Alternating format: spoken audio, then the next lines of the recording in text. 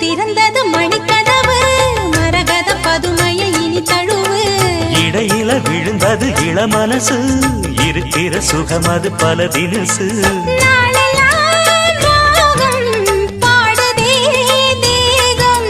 வாழ்வெல்லாம் யோகம்